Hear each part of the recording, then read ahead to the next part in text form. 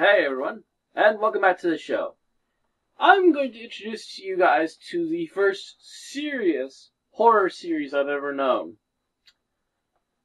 For at least my perf through horror, I initially did come into horror by seeing the movie The Gate. However, after that I don't recall much of seeing horror movies. That is until back, I believe, in the mid to late 90s, I found out that the channel Sci-Fi was airing a show called Kolchak the Night Stalker. Kolchak is a interesting little show about a newspaper reporter who keeps bumping into the supernatural and having to fight them off in order to save his life and the life of others around him. However, what I did not know at the time was that this TV show was based after two movies made for TV. All of it starring original cast members who would then later again appear on the show. So, let's get into it, shall we? Credits!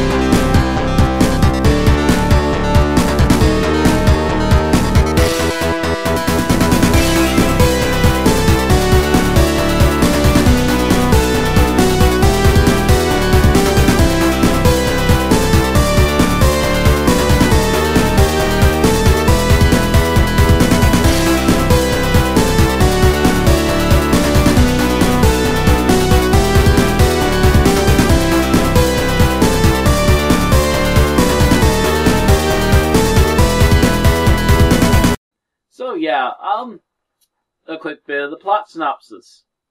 Carl Kolchak was once a big-time newspaper reporter. He's been working in LA for some years now, having gone down in popularity, and works for an old editor of his that he's known for a while. Chapter 1. He was about to go on a vacation when his editor calls him in yet again and forces him to start working on a new story that just came in. And obviously, Kolchak is not very happy about this. You are on it. A 2-day-old, third-rate murder. You are on it. From vacation. What about them? They have other assignments. You're beautiful when you're angry. Out. He obviously thinks that this is just some sort of bull, run-of-the-mill murder story that's going to be posted in the paper in no time flat. That is until a second murder. Not a footprint. And then a third murder. Friday, mate. Seems like something's up. 21st. All three murders seem to have the same MO. Apartment of They are usually women. Swings They're from usually waitress in the night Paradise workers. Show lounge. She got They home around 2:15 die a.m., quietly and poured quickly, herself a glass of and milk, hardly have went an to the ounce back of blood door in the them. kitchen for reasons unknown, and died. Something very peculiar about that. And old buddy Bernie Jenks. Going with what he's got, Kolchak actually questions the people he knows and can get a hold of, including a coroner who checked all the bodies and says yes, they are all obviously related. They all seem to be attacked by the same guy, leaving bite marks as well as draining the blood somehow every single time. He will not delve into the fantasy 100%, but he will say that Kolchak seems to be onto something with this guy being crazy enough to believe he's a vampire.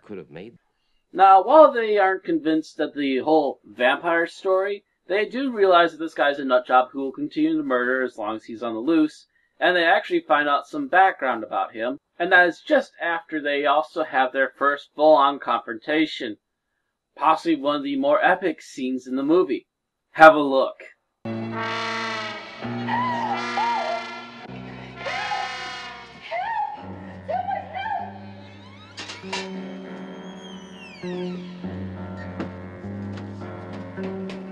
He's in there.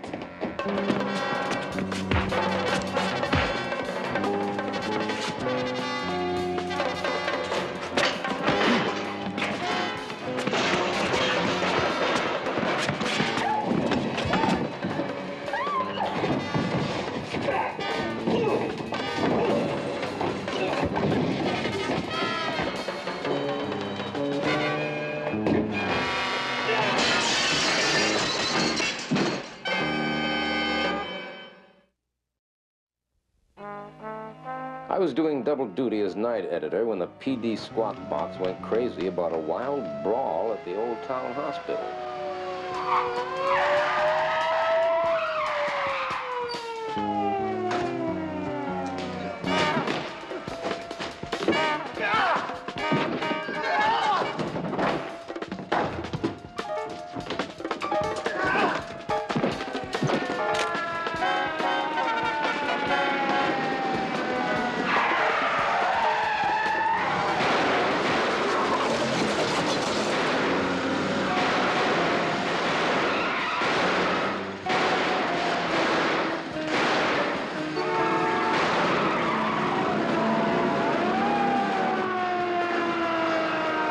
Jesus, someone could have gotten killed there.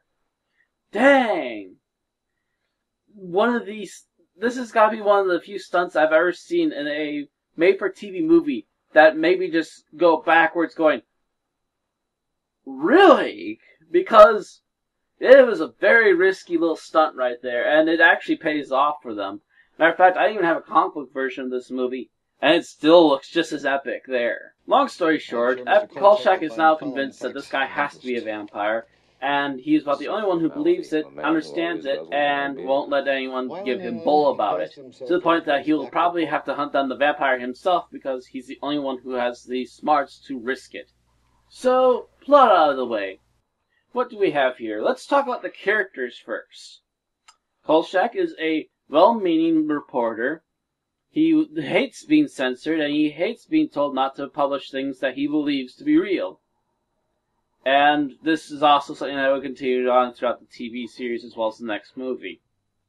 He seems like he could be possibly a really nice guy, but a lot of people around him tend to push his buttons the wrong way and continue to try and force him not to do the things he feels are right, which the audience generally tends to agree with him. We also get his editor Vincenzo, a very loud Latino, I believe? I can't tell for sure, but that's what I'm leaning to believe. And he is also one of the returning characters for the next movie as well as the preceding series. He's a very loud, very angry man, but deep down you always get a sense that he's always worried for Kolchak, despite how much Kolchak tends to piss him off.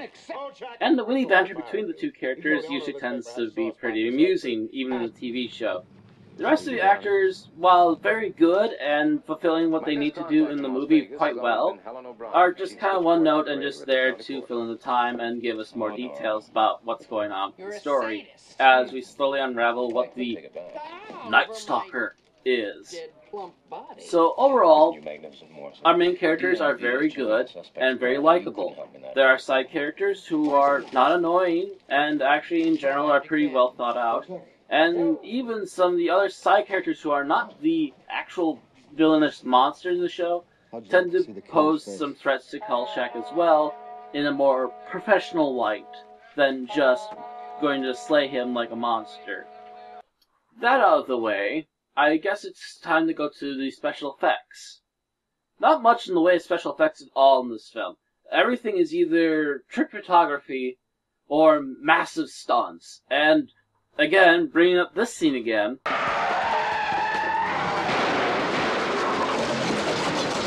there are some freaking huge, risky-ass stunts in this movie, which pays off every single time they do it.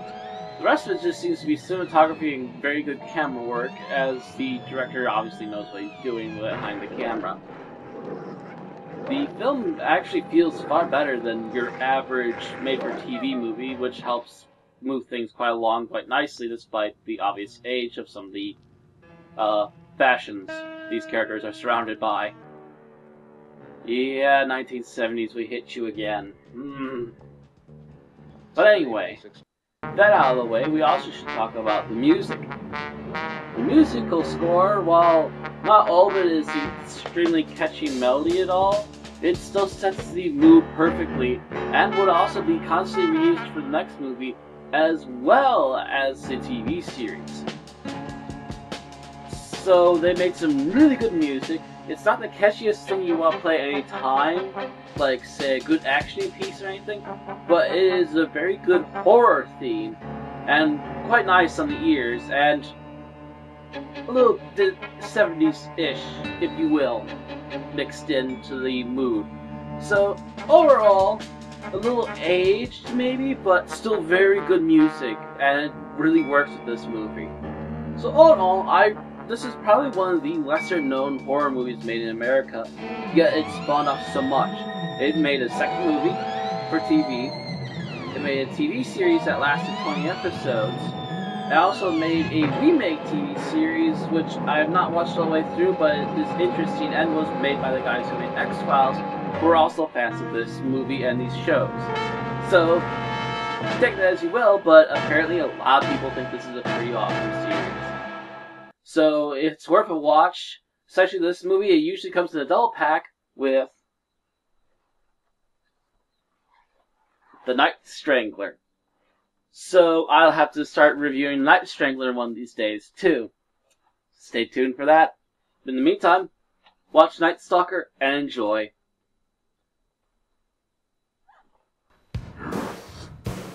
So at last, the sword is at normal power. I am completely healed, and it has a little something I can do. But what to use that little bit of power for? Super Shade 1, come here! Do so with me, Master. Yes, I have a gift for you.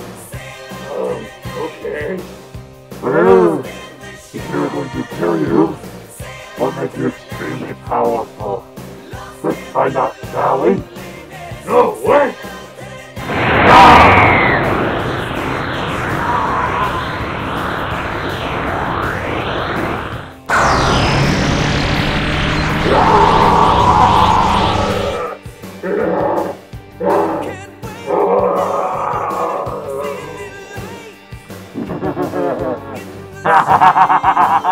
Yes! Yes!